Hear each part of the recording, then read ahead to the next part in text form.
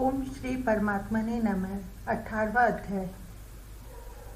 उसके उपरांत अर्जुन बोले, हे महाभाव, हे अंतर्यामी, हे वासुदेव, मैं संन्यास और त्याग के तत्व को पृथक पृथक जानना चाहता हूँ। इस प्रकार अर्जुन के पूछने पर श्री कृष्ण भगवान बोले, हे अर्जुन, कितने ही पंडित जन तो काम्य कर्मों के त्याग को संन्यास जानते हैं और कितने ही विचार कुशल पुरुष सब कर्मों के फल के त्याग को त्याग कहते हैं, तथा कई एक विद्वान ऐसे कहते हैं कि कर्म सभी दोष युक्त हैं, इसलिए त्यागने के योग्य हैं, और दूसरे विद्वान ऐसे कहते हैं कि यज्ञ, दान और तप रूप कर्म त्यागने योग्य नहीं है।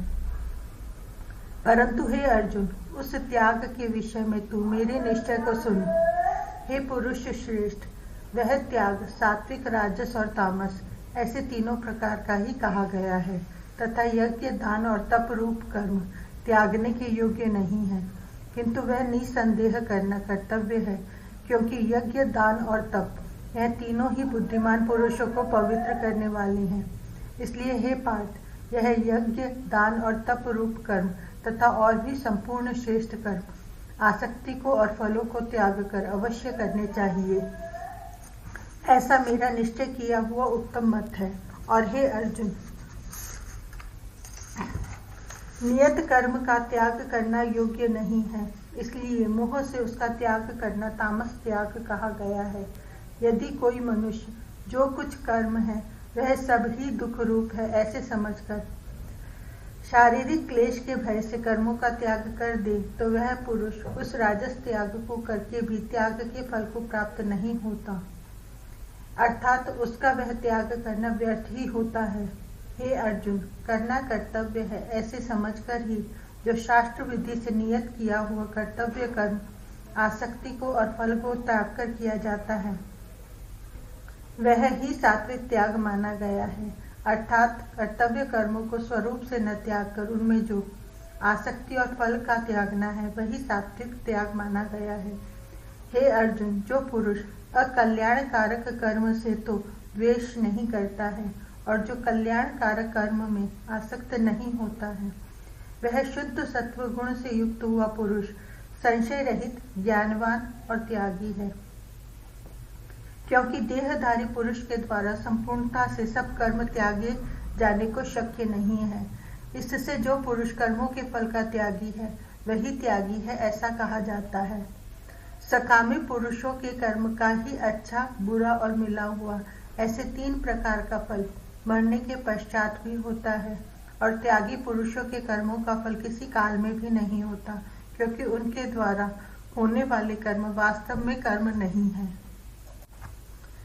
हे महाभाव, संपूर्ण कर्मों की सिद्धि के लिए अर्थात संपूर्ण कर्मों के सिद्ध होने में यह 5 हेतु सांख्य सिद्धांत में कहे गए हैं, उनको तू मेरे से भली प्रकार जान। हे अर्जुन, इस विषय में आधार और कर्ता तथा न्यारे न्यारे कारण और नाना प्रकार की न्यारी न्यारी चेष्टा एवं वैसे ही 5वां हेतु दैव कहा गया है, क्योंकि मनुष्य मन, वाणी और शरीर से शास्त्र के अनुसार अथवा विपरीत भी जो कुछ कर्म आरंभ करता है उसके यह 5 ही कारण हैं।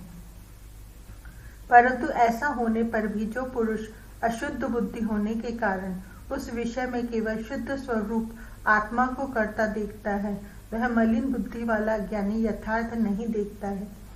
हे अर्जुन, जिस पुरुष के अंतःकरण में मैं करता हूँ ऐसा भाव नहीं है, तथा जिसकी बुद्धि सांसारिक पदार्थों में और संपूर्ण कर्मों में लिंपायमान नहीं होती, वह पुरुष इन सब लोगों को मारकर भी वास्तव में न तो मारता है और न पाप से बंधता है। हे भारत, ज्ञाता, ज्ञान और ज्ञेय यह तीनों तो कर्म के प्रेरक हैं, अर्थात इन तीनों के संयोग से तो कर्म में प्रवृत्त होने की इच्छा उत्पन्न होती है, और कर्ता, करण और क्रिया यह तीनों कर्म के संग्रह है, अर्थात इन तीनों के संयोग से कर्म बनता है। उन सब में ज्ञान और कर्म तथा कर्ता भी गुणों के भेद से सांख्य शास्त्र में 3 प्रकार से कहे गए हैं, उनको भी तू मेरे से भली प्रकार सुन। हे अर्जुन, जिस ज्ञान से मनुष्य पृथक पृथक सब भूतों में एक अविनाशी परमात्मा भाव को विभाग रहित समभाव से स्थित देखता है, उस ज्ञान को तो तू सात्विक जान। और जो ज्ञान अर्थात जिस ज्ञान के द्वारा मनुष्य संपूर्ण भूतों में भिन्न भिन्न प्रकार के अनेक भावों को न्यारा न्यारा करके जानता है, उस ज्ञान को तू राजस जान। और जो ज्ञान एक कार्य रूप शरीर में ही संपूर्णता के सदृश आसक्त है, अर्थात जिस विपरीत ज्ञान के द्वारा मनुष्य एक क्षण भंगुर नाशवान शरीर को ही आत्मा मानकर उसमें सर्वस्व की भांति आसक्त रहता है, तथा जो बिना युक्ति वाला तत्व अर्थ से रहित और तुच्छ है, वह ज्ञान तामस कहा गया है।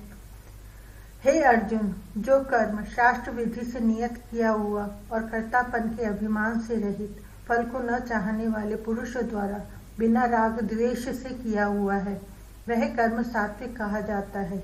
और जो कर्म बहुत परिश्रम से युक्त है तथा फल को चाहने वाले और अहंकार युक्त पुरुष द्वारा किया जाता है, वह कर्म राजस कहा गया है। तथा जो कर्म परिणाम, हानि, हिंसा और सामर्थ्य को न विचार कर केवल अज्ञान से आरंभ किया जाता है, वह कर्म तामस कहा जाता है। हे अर्जुन, जो कर्ता आसक्ति से रहित और अहंकार के वचन न बोलने वाला, धैर्य और उत्साह से युक्त, कार्य के सिद्ध होने और न होने में हर्ष, शोक आदि विकारों से रहित है, वह कर्ता तो सात्विक कहा जाता है। जो आसक्ति से युक्त कर्मों के फल को चाहने वाला और लोभी है तथा दूसरों को कष्ट देने के स्वभाव वाला, अशुद्धाचारी और हर्ष शोक से लिपायमान है, वह कर्ता राजस कहा गया है। जो विक्षेप युक्त चित्त वाला, शिक्षा से रहित, घमंडी, धूर्त और दूसरे की आजीविका का नाशक एवं शोक करने के स्वभाव वाला, आलसी और दीर्घ सूत्री है, वह कर्ता तामस कहा जाता है। हे अर्जुन, तू बुद्धि का और धारण शक्ति का भी गुणों के कारण 3 प्रकार का भेद संपूर्णता से विभाग पूर्वक मेरे से कहा हुआ सुन। हे पार्थ, प्रवृत्ति मार्ग और निवृत्ति मार्ग को तथा कर्तव्य और अकर्तव्य को एवं भय और अभय को तथा बंधन और मोक्ष को जो जिस बुद्धि तत्व से जानती है, वह बुद्धि तो सात्विकी है। हे पार्थ, जिस बुद्धि के द्वारा मनुष्य धर्म और अधर्म को तथा कर्तव्य और अकर्तव्य को भी यथार्थ नहीं जानता है, वह बुद्धि राजसी है। और हे अर्जुन, जो तमोगुण से आवृत हुई बुद्धि अधर्म को धर्म ऐसा मानती है तथा जो संपूर्ण तथा और भी संपूर्ण अर्थों को विपरीत ही मानती है, वह बुद्धि तामसी है। हे पार्थ, ध्यान योग के द्वारा जिस अव्यभिचारिणी धारणा से मनुष्य मन, प्राण और इंद्रियों की क्रियाओं को धारण करता है, वह धारणा तो सात्विकी है।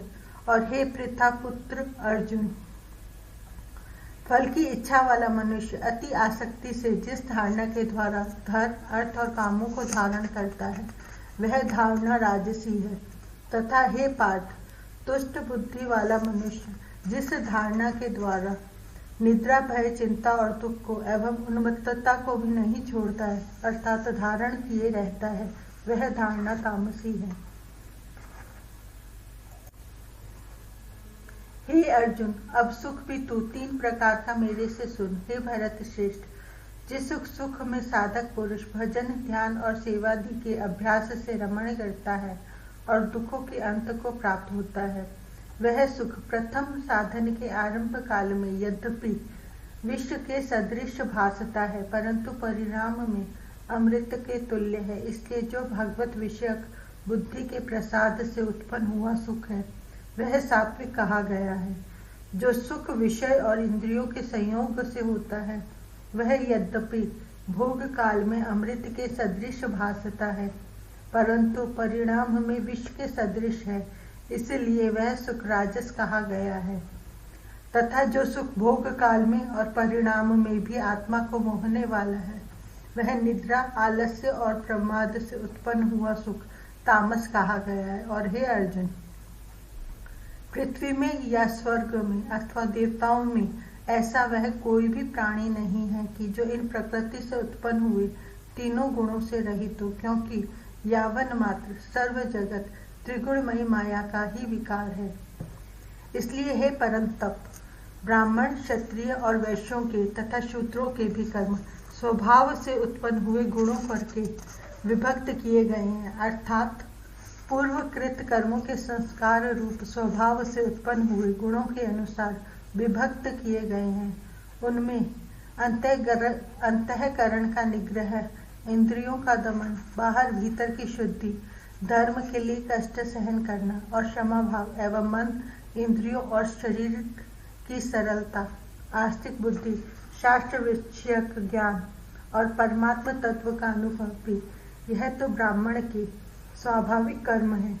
शूरवीरता, तेज, धैर्य, चतुरता और युद्ध में भी न भागने का स्वभाव एवं दान और स्वामी भाव अर्थात निस्वार्थ भाव से सबका हित कर सोचकर शास्त्र आज्ञा अनुसार शासन द्वारा प्रेम के सहित पुत्र तुल्य प्रजा को पालन करने का भाव, ये सब क्षत्रिय के स्वाभाविक कर्म हैं। खेती को पालन और क्रय विक्रय रूप सत्य व्यवहार, ये वैश्य के स्वाभाविक कर्म हैं। और सब वर्णों की सेवा करना, यह शूद्र का भी स्वाभाविक कर्म है।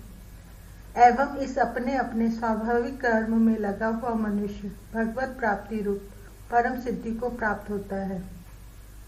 परंतु जिस प्रकार से अपने स्वाभाविक कर्म में लगा हुआ मनुष्य परम सिद्धि को प्राप्त होता है, उस विधि को तू मेरे से सुन।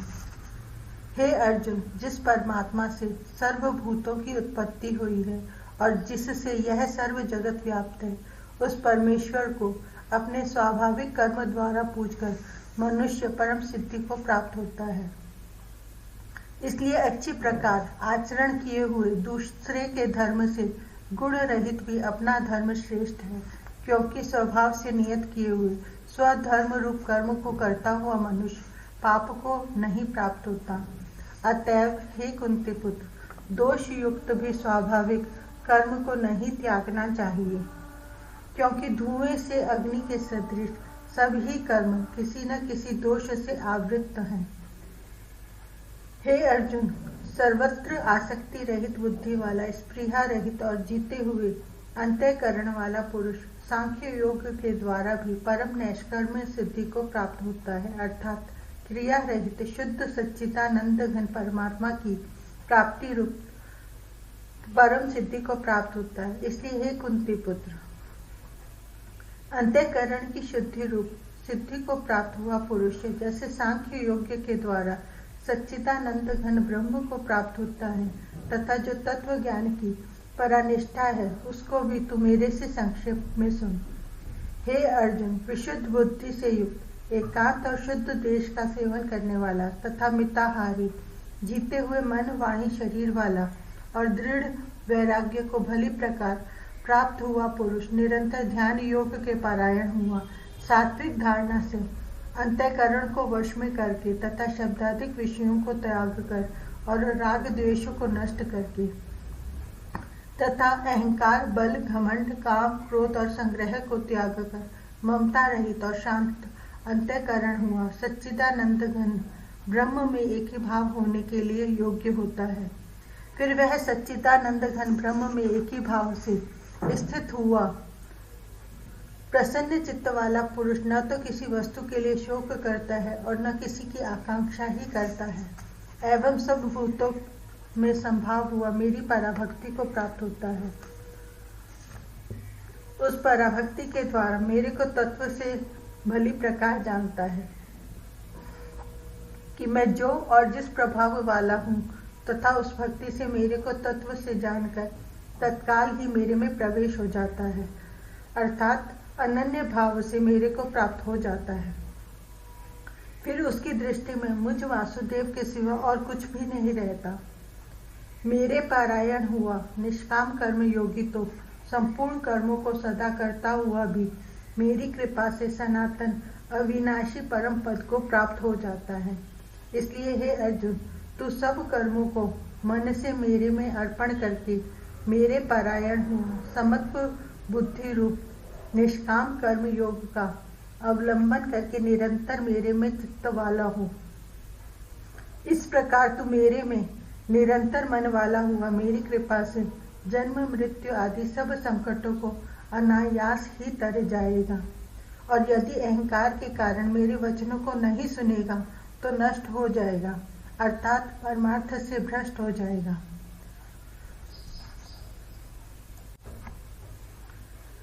जो तू अहंकार का अवलंबन करके ऐसा मानता है कि मैं युद्ध नहीं करूंगा, तो यह तेरा निश्चय मिथ्या है, क्योंकि क्षत्रियपन का स्वभाव तेरे को जबरदस्ती युद्ध में लगा देगा। हे अर्जुन, जिस कर्म को तू मोह से नहीं करना चाहता है, उसको भी अपने पूर्वकृत स्वाभाविक कर्म से बंधा हुआ परवश होकर करेगा, क्योंकि हे अर्जुन, शरीर रूप यंत्र में आरूढ़ हुए संपूर्ण प्राणियों को अंतर्यामी परमेश्वर अपनी माया से उनके कर्मों के अनुसार भ्रमाता हुआ सब भूत प्राणियों के हृदय में स्थित है। इसलिए हे भारत, सब प्रकार से उस परमेश्वर की ही अनन्य शरण को प्राप्त हो। उस परमात्मा की कृपा से ही परम शांति को और सनातन परम धाम को प्राप्त होगा। इस प्रकार यह गोपनीय से भी अति गोपनीय ज्ञान मैंने तेरे लिए कहा है। इस रहस्य युक्त ज्ञान को संपूर्णता से अच्छी प्रकार विचार के फिर तू जैसा चाहता है वैसे ही कर, अर्थात जैसी तेरी इच्छा हो वैसे ही कर। इतना कहने पर भी अर्जुन का कोई उत्तर नहीं मिलने के कारण श्री कृष्ण भगवान फिर बोले कि हे अर्जुन, संपूर्ण गोपनीयों से भी अति गोपनीय मेरे परम रहस्य युक्त वचन को तू फिर भी सुन, क्योंकि तू मेरा अतिशय प्रिय है। इससे यह परम हितकारक वचन मैं तेरे लिए कहूँगा। हे अर्जुन, तू केवल मुझ सच्चिदानंद घन वासुदेव परमात्मा में ही अनन्य प्रेम से नित्य निरंतर अचल मन वाला हो और मुझ परमेश्वर को ही अतिशय श्रद्धा भक्ति सहित निष्काम भाव से नाम गुण और प्रभाव के श्रवण कीर्तन मनन और पठन पाठन द्वारा निरंतर भजने वाला हो, तथा मेरा शंख चक्र गदा पद्म और किरीट कुंडल आदि भूषणों से युक्त पीताम्बर वनमाला और कौस्तुभ मणिधारी विष्णु का मन वाणी और शरीर के द्वारा सर्वस्व अर्पण करके अतिशय श्रद्धा भक्ति और प्रेम से विवलता पूर्वक पूजन करने वाला हो और मुझ सर्वशक्तिमान विभूति बल ऐश्वर्य माधुर्य गंभीरता उदारता वात्सल्य और सुहृदता आदि गुणों से संपन्न सबके आश्चर्य रूप वासुदेव को विनय भाव पूर्वक भक्ति सहित साष्टांग दंडवत प्रणाम कर। ऐसा करने से तू मेरे को ही प्राप्त होगा, यह मैं तेरे लिए सत्य प्रतिज्ञा करता हूँ, क्योंकि तू मेरा अत्यंत प्रिय सखा है। इसलिए सर्व धर्मों को अर्थात संपूर्ण कर्मों के आश्रय को त्याग कर केवल एक मुझ सच्चिदानंद घन वासुदेव परमात्मा की ही अनन्य शरण को प्राप्त हो। मैं तेरे को संपूर्ण पापों से मुक्त कर दूंगा, तू शोक मत कर। हे अर्जुन, इस प्रकार तेरे हित के लिए कहे हुए इस गीता रूप परम रहस्य को किसी काल में भी न तो तप रहित मनुष्य के प्रति कहना चाहिए और न भक्ति रहित के प्रति तथा न बिना सुनने की इच्छा वाले के ही प्रति कहना चाहिए, एवं जो मेरी निंदा करता है उसके प्रति भी नहीं कहना चाहिए, परंतु जिनमें यह सब दोष नहीं हो ऐसे भक्तों के प्रति प्रेम पूर्वक उत्साह के सहित कहना चाहिए। क्योंकि जो पुरुष मेरे में परम प्रेम करके इस परम रहस्य युक्त गीता शास्त्र को मेरे भक्तों में कहेगा, अर्थात निष्काम भाव से प्रेम पूर्वक मेरे भक्तों को पढ़ावेगा या अर्थ की व्याख्या द्वारा इसका प्रचार करेगा, वह निसंदेह मेरे को ही प्राप्त होगा और न तो उससे बढ़कर मेरा अतिशय प्रिय करने वाला मनुष्य में कोई है और न उससे बढ़कर मेरा अत्यंत प्यारा पृथ्वी में दूसरा कोई होवेगा। तथा हे अर्जुन, जो पुरुष इस धर्म में हम दोनों के संवाद रूप गीता शास्त्र को पढ़ेगा अर्थात नित्य पाठ करेगा, उसके द्वारा मैं ज्ञान यज्ञ से पूजित होऊंगा, ऐसा मेरा मत है। जो पुरुष श्रद्धा युक्त और दोष दृष्टि से रहित हुआ इस गीता शास्त्र का श्रवण मात्र भी करेगा, वह भी पापों से मुक्त हुआ उत्तम कर्म करने वालों के श्रेष्ठ लोगों को प्राप्त होगा। इस प्रकार गीता का महात्म्य कहकर भगवान श्री कृष्णचंद्र आनंद कंद ने अर्जुन से पूछा, हे पार्थ, क्या यह मेरा वचन तैने एकाग्र चित्त से श्रवण किया? और हे धनंजय, क्या तेरा ज्ञान से उत्पन्न हुआ मोह नष्ट हुआ? इस प्रकार भगवान के पूछने पर अर्जुन बोले, हे अच्युत, आपकी कृपा से मेरा मोह नष्ट हो गया है और मुझे स्मृति की प्राप्ति हुई है, इसलिए मैं संशय रहित हुआ स्थित हूँ और आपकी आज्ञा पालन करूंगा। इसके उपरांत संजय बोले, हे राजन, इस प्रकार मैंने श्री वासुदेव के और महात्मा अर्जुन के इस अद्भुत रहस्य युक्त और रोमांचकारक संवाद को सुना। कैसे कि श्री व्यास जी की कृपा से दिव्य दृष्टि द्वारा मैंने इस परम रहस्य युक्त गोपनीय योग को साक्षात कहते हुए स्वयं योगेश्वर श्री कृष्ण भगवान से सुना है।